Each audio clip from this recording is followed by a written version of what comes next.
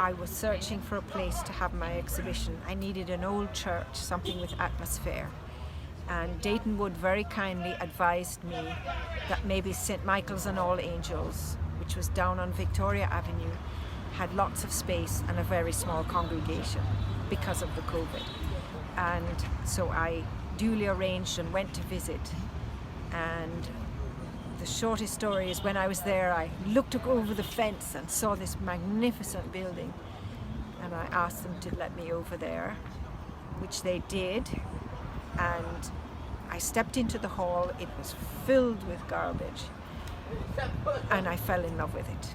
I knew I was home, that was the space I needed for my exhibition. And that was in October of last year. And here we are today. It took a lot of work what did you guys have to do? It took a lot of preparation. We had to make special trolleys with wheels to wheel my work. We had to make extra ones because we had so much work moving. So it was a lot of planning. But we took our time. We had from October of last year right round to the 1st of March. In March we started to, end of March we started to move the work in here. What did you like most about the building? The height, the colors, the bricks. I love everything about it. The design. What was the most difficult challenge you encountered? I feel like there were no challenges because we just were going to do it, and we just tackled each problem slowly, and we had time to work it out. And I had a fantastic team. I have a young man working with me. His name is Kemar. He's been working with me for 16 years. So he understands that if I had my phone, I would look up the word, but there's a certain word that you use for somebody who has strategy about space. Kemar knows how to keep us safe, how to keep the work safe, and it's intuitive in him.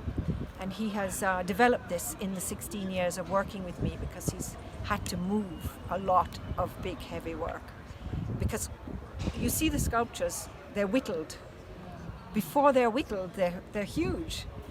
And we have a lot of bark and sap to take off. So was he key to designing how the space would end up today? No, I designed the space basically. Did you do it on paper?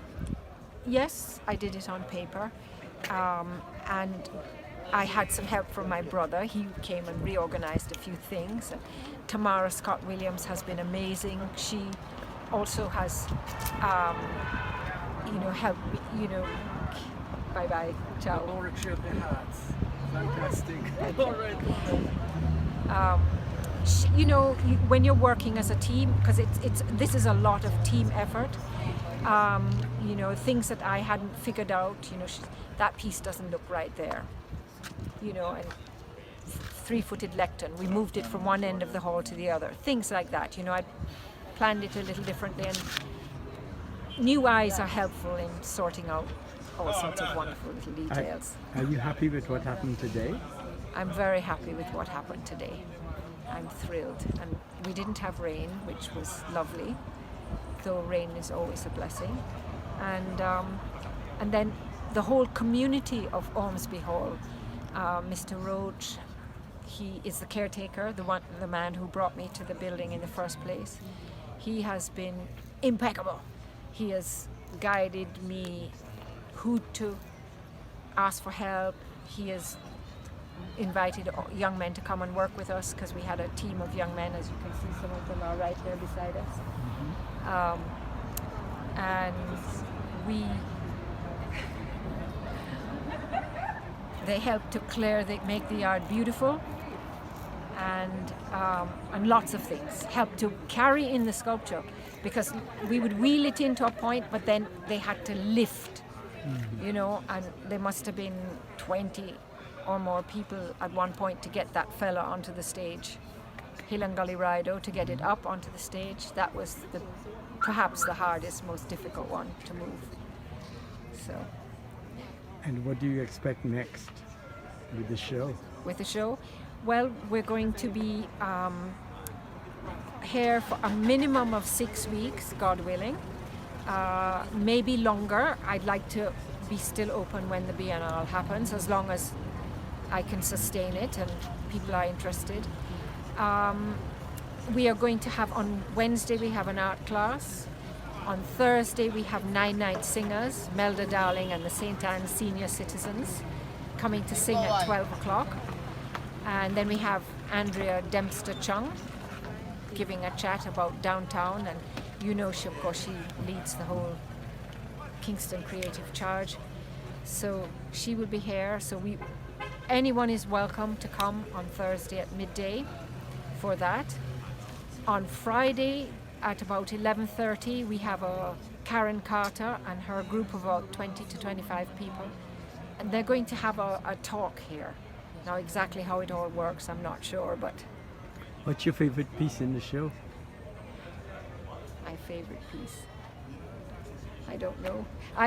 I guess what was surprising to me, I did the drawings in about 5 weeks, all the drawings that you see, and they surprised me. They came out of like nowhere kind of feeling. And the name of the show? So that was lovely. The name of the show, Laboratory of the Ticking Heart, is a line from my grandmother's poem, Julia Rapinski. Yes.